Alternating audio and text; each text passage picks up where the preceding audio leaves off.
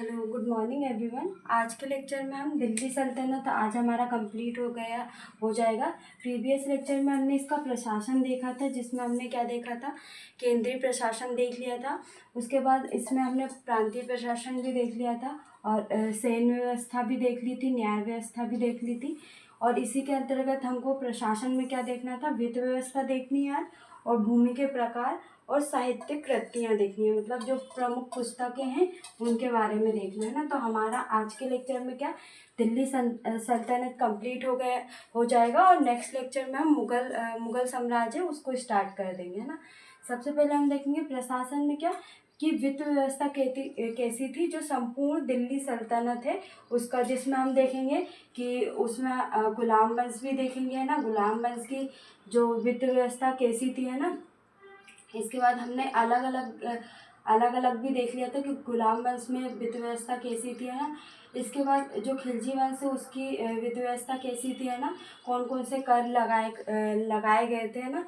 इसके बाद हमने तुगलक वंश का भी देख लिया था और सैयद वंश के बारे में भी देख लिया था और लोधी वंश है ना।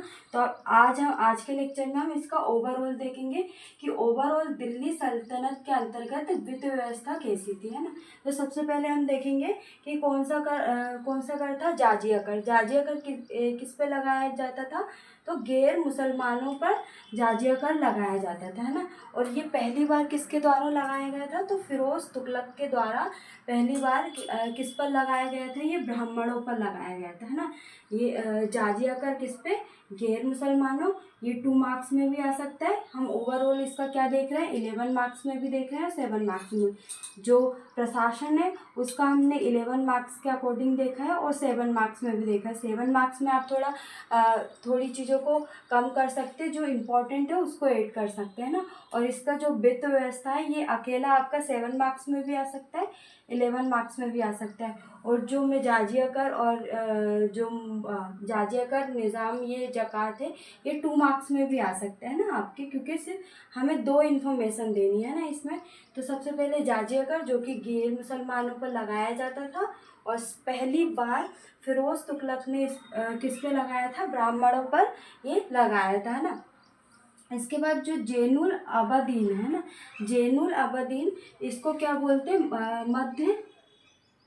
मध्यकाल मध्यकाल का कश्मीर, जिस मध्यकाल के कश्मीर के जो जैनुल अब्दीन को बोलते हैं, उन्होंने क्या सर्वप्रथम क्या किया था, जाजिया को हटाया था। क्या किया था, जाजिया को हटाया था। और मुगल काल में क्या किया था, मुगल काल में किसके द्वारा जाजिया को हटाया गया था, तो अकबर के द्वारा हटाया गया था। हम इसको बाद में पढ़ेंगे कि मुगल काल में किसके द्वारा जाजिया कर लगाया गया था और किसके द्वारा हटाया गया था ना। तो जाजिया कर किसके द्वारा हटाया गया था, अकबर के द्वारा। लेकिन औरंगजेब के द्वारा क्या पुनः जाजिया कर लगाया गया था, किस पर, ब्राह्मणों पर है ना। तो जैनुल अबदीन ने, ये हमारे प्री के पॉइंट ऑफ व्यू से बहुत इंपॉर्टेंट है कि सर्वप्रथम किसने हटाया था ना। इसके बाद हम देखेंगे जकात। जकात भी एक कर था है ना, जो कि कौन सा कर था, धार्मिक कर है ना, जो कितने परसेंट होता था, 2.5% या 1/14 है ना। क्या, 1/14 और 2.5%। ये किस पर लगाया जाता था, ये केवल धनी मुसलमानों पर। किस पर, धनी मुसलमानों पर। तो ये भी आपके 2 मार्क्स में आ सकता है कि जकात क्या है, एक धार्मिक कर है जो कि केवल धनी मुसलमानों पर लगाया जाता था और इसका परसेंट कितना है, 2.5 या 1/40 है ना। इसके बाद सदका, ये तो आपका 2 मार्क्स में नहीं आएगा, ये केवल सिर्फ धार्मिक कर है। इसके बाद निसाब, ये क्या है, आपकी संपत्ति की न्यूनतम मात्रा जिसके ऊपर जकात लिया जाता है। क्या है, संपत्ति की न्यूनतम मात्रा है जिसके ऊपर क्या, जकात लिया जाता है।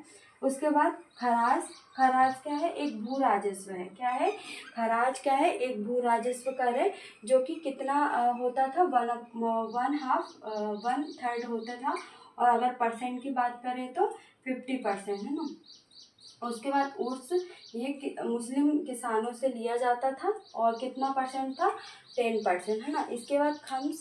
खम्स कौन सा कर था, ये खम्स कौन सा कर था, लूट का कर था ना, लूट के द्वारा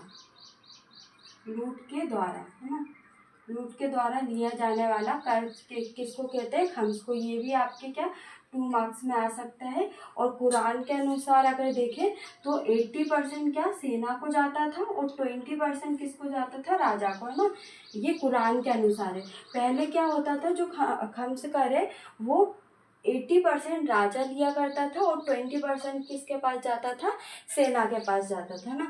इसके बाद हमने विधि व्यवस्था पूरी देख ली, जिसमें हमने 7 मार्क्स का देख लिया। जाजिया कर, है ना, जकात कर, खम्स, उर्स, खराज, निसाब और सदका, है ना। इसके बाद हम भूमि के प्रकार देखेंगे। ये भी आपके 2 मार्क्स में आ सकता है और 7 मार्क्स में भी बन सकता है ना। इसके जो अलग अलग पॉइंट है, जैसे एकता की भूमि, ये आपके 2 मार्क्स में आ सकता है ना। खालसा की भूमि, ये भी आपके 2 मार्क्स में आ सकता है ना। उर्सी भूमि, ये भी आपके 2 मार्क्स में आ सकता है। इनाम वक्फ की भूमि, है ना, ये भी आपके 2 मार्क्स में आ सकता है। और ओवरऑल अगर देखें कि भूमि के प्रकार कितने होते हैं, कितने, तो 4 प्रकार होते हैं।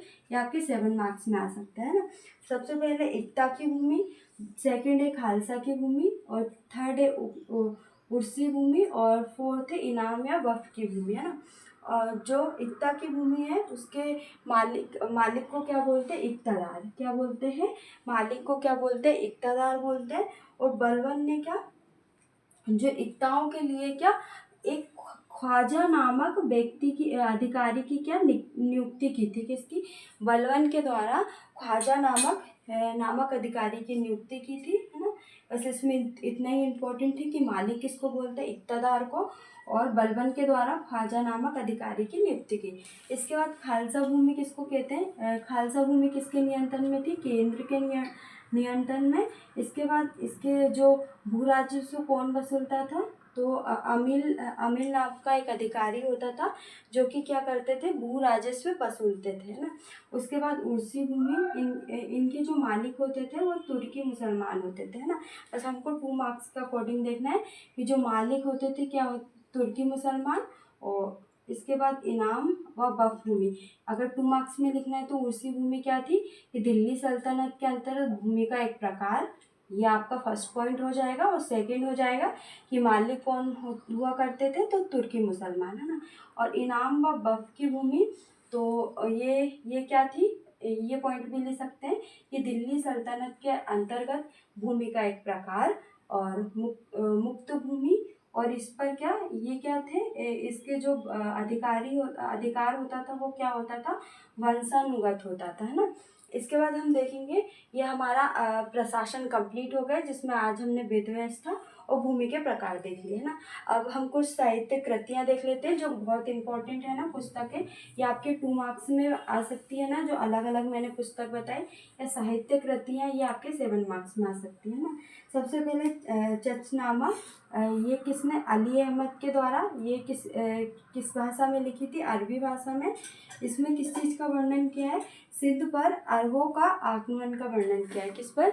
सिंध पर क्या, अरबों का आगमन का वर्णन किया है। और किताबुल यामिनी, जो कि किसके द्वारा लिखी गई? उतबी के द्वारा। और उसके बाद तारीख़ उल हिंद या किताबुल हिंद, है ना। कौन सी पुस्तक? तारीख़ उल हिंद या किताबुल हिंद, ये किसके द्वारा? अल बरूनी के द्वारा लिखी गई, है ना। बस हमको जो इनके राइटर है, जो लेखक है, उनके बारे में देखना है। और इसके बाद तारीख़ फ़िरोज़ शाही, तारीख़ फ़िरोज़ शाही किसके द्वारा लिखी गई? जियाउद्दीन बरनी के द्वारा लिखी, है ना। तो आज के लेक्चर में हमारा क्या, दिल्ली सल्तनत कंप्लीट हो गया। नेक्स्ट लेक्चर में हम क्या, मुग़ल साम्राज्य स्टार्ट करेंगे, जिसमें सबसे पहले हम किसके बारे में पढ़ेंगे एक बार हम देख लेते हैं ना। और लास्ट जो लेक्चर है, हमने दिल्ली सल्तनत के अंतर्गत क्या क्या देखा है, एक बार और लास्ट टाइम रिवीजन कर लेते हैं, क्योंकि नेक्स्ट लेक्चर में क्या हमारा मुग़ल साम्राज्य है वो स्टार्ट कर देंगे, है ना। और जो छोटे छोटे राज्य हैं, जैसे जोनाबाद है, कश्मीर है, दिल्ली है, तो हम इसको क्या, जैसे बहमनी साम्राज्य है ना, ये हम मुग़ल साम्राज्य के बाद पढ़ेंगे ना। सबसे पहले हमने क्या, दिल्ली सल्तनत देखा ना। दिल्ली सल्तनत में सबसे पहले हमने 5 वंशों के बारे में पढ़ा, है ना। तो हम ये देख लेते हैं 5 वंशों के बारे में। कौन सा? गुलाम वंश, है ना। गुलाम वंश के बारे में हमने पढ़ा, है ना। इसके बाद हमने पढ़ा खिलजी वंश। खिलजी वंश इसके बाद हमने देखा तुगलक वंश। इसके बाद हमने देखा सैयद वंश। इसके बाद हमने देखा लोधी वंश। तो ये 5 वंशों के बारे में पढ़ा।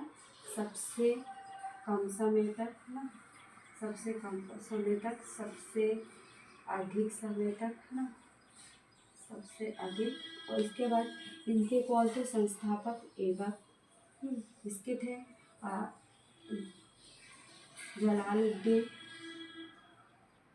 जलालुद्दीन खिलजी। इसके बाद तुगलक के कौन थे